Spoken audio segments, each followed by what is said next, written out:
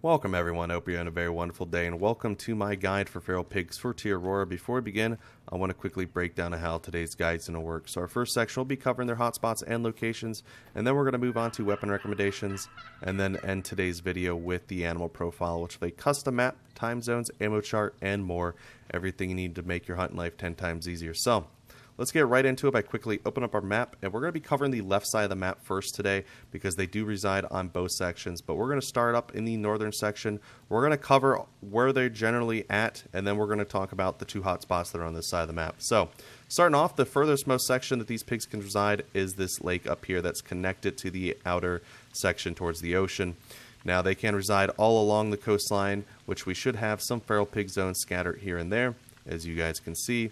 And then you come down here, and these lakes can be resided in as well. I don't think we have any at this right-hand side lake, but they should reside there, so I did mark that down in the animal profile. Moving on down, they can come all the way down here to this coastline as well. Now, I don't know how far down they can come down to this coast, but I do know that there is a very tiny drop of water down here, and it does have a feral pig zone. So just keep that in mind when you're out there looking. You're going to want to cover every body of water on this left-hand side along this coastline and these lakes. Now, we're going to move on to hotspots here. Now, I marked this down as just a common hotspot or a common spot. I didn't have any zones, but I do know they can reside there. I've seen them in videos reside there, so I did mark that down. I did label these two lakes, however, as hotspots, just mostly due to how close they are to the outpost. And I have about 3 zones between both the lakes. We have 2 here on the left-hand side, and then we have another one right there. Now, talking about another hotspot on this map is where we're at today. Excuse me, Mr. Turkey, I'm talking here. We have about 5 zones here. I'm labeling this entire river stretch as one big hotspot zone, mostly just to how many zones are right here. We have 3 right in front of us, which are right here. We have 1 at the top, 1 right where we're in front of us, and then 1 further back. And then along the riverbank, we have another one. And then past the bridge, we have another one down here by this outpost. So I'm just going to get out of the map here and just show you guys this hotspot just before the zone changes. We have about a good group right here with 2 level 4s, and then we should maybe be able to see the other pigs. It's just hard because there's a mound in the way. They're kind of like in this little gully, but we should see a pig. Where are my pig? I cannot find them, but they're there. Trust me, I saw them. He was a level 2 male. And the rest of the group is just hiding. But they're over there. Trust. And then the group that's supposed to be here, they kind of just walked off. So on my way here through the woods, I guess they were just walking to their zone. I spooked them. But they're supposed to be here. So trust me, it's a good hotspot. You guys saw the zones. But we're going to open our map really quick, and then we're going to cut over here to the right-hand side.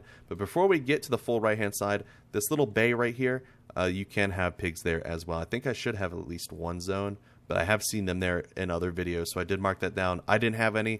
I guess all my pig zones are more condensed and throughout the outer skirts of the map than they are inland towards some of the other lakes and other locations. But it could be different for you guys. Anyways, so the most northern section that the pigs can reside on the right-hand side is these 2 lakes right here. The one right here I labeled as a hotspot, which is a pretty good zone. I should have at least 2 solid zones of feral pigs here. One of them probably did not register because I did scare them away, but there is 2 zones of feral pigs there. And then you could also have feral pigs at this lake as well right here. And then from there, they pretty much just come straight down, and the rest of it is fair game. They can reside anywhere along any coast here along the bodies of water, and especially this big lake here. Now, I did mark this lake down as a hotspot as I do have 3 feral pig zones, so I do recommend checking this one out as well. So that's pretty much it when it comes to the feral pig zones. So I'm going to head back over to the outpost, and we're going to move on to weapon recommendations. Alrighty, folks, so here we are back at the outpost. Before we begin, I want to quickly say 3 things. First things first is I'm only going to be covering rifles, handguns, and shotguns. I'll not be covering bows because I'm not a bow expert, so I'll leave that to professionals. Secondly, these are just my personal recommendations and favorites. I always say go out there and explore and see what suits you and what you enjoy playing with. And then lastly, I'll be mentioning whatever DLC these weapons come from in case you want to pick them up for yourself. So let's get right into it with our first rifle of the day. Our first rifle is the M1 Garand chambered in 30-06. This is a very phenomenal rifle. I recommend using semi-autos when it comes to hunting these feral pigs, as sometimes they can turn around and actually attack you and try to kill you. And with so many pigs, you're going to want something that can lay down a lot of firepower, a lot of rounds down range just to keep them at bay. And then also, if you have like double level 4s, you're going to definitely want to have a quick follow-up shot rifle, which the M1 30-06 does it perfectly. It's got less recoil than the 308. I find it to be pretty enjoyable, and I do love this iconic World War II rifle with that beautiful ping sound.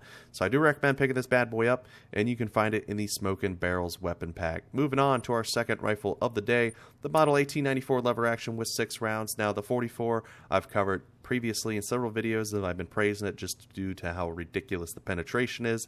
You can pretty much shoot any of these pigs at any angle and definitely hit a vital with that round, the higher pennant round. So I do recommend it. It's very fun, and it will just drop them immediately.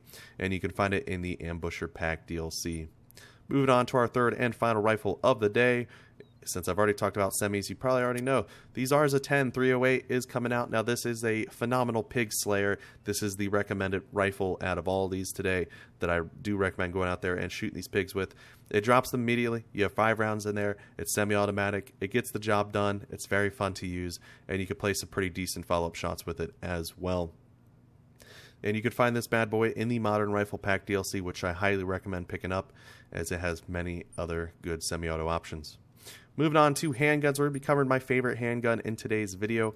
The 4570 Jernberg Spirit is the best pistol in Call of the Wild, and I will die on that hill. Even though it's a single shot, it can mount a powerful rifle scope on it, which just gives it such a clear advantage compared to all the other pistols in the game. And it covers classes 4 through 9. It's just a very solid round. It will drop the pigs immediately, and you can find it in the High Caliber Weapon Pack DLC. Moving on to shotguns, there's only one shotgun I will recommend for today. It's the Norden 20 gauge. Now, on Te Awaroa, there's certain parts of the map that aren't so favorable to shotgun hunting, but I do recommend the Norden 20 gauge. It's semi-automatic. You have 3 rounds in there, and the slugs will get the job done. You could just put a scope on it, rock it out there, and some of the more open lakes, and have a blast with it. So I do recommend that. And you could find it in the Duck in Cover Pack DLC. So that's pretty much it for the weapon recommendations. I'm going to head over to the animal profile, so I'll see you guys there in just a moment. And here we are, folks, at the end of today's video. Before I let you guys go, I'm going to do a quick animal profile breakdown. Starting on the left-hand side, we have all of our basic feral pig information. We have our class, difficulty, silver, gold, diamond, threshold. We have our weight from least to greatest in kilograms and in pounds. We have our fur types from common and rare. Moving on to center map, we pretty much covered all that information at the very beginning of today's video. Moving on, top right hand corner, we have all of our time zones nice and organized for you. And then below that, we have that ammo chart for those full integrity kills. So that pretty much does it for today's video, folks. If this guide helps you, please drop a like. It really helps out the channel. With all the way, I hope you guys have a very wonderful day. Happy hunting, good luck, and I will see you guys in the next one.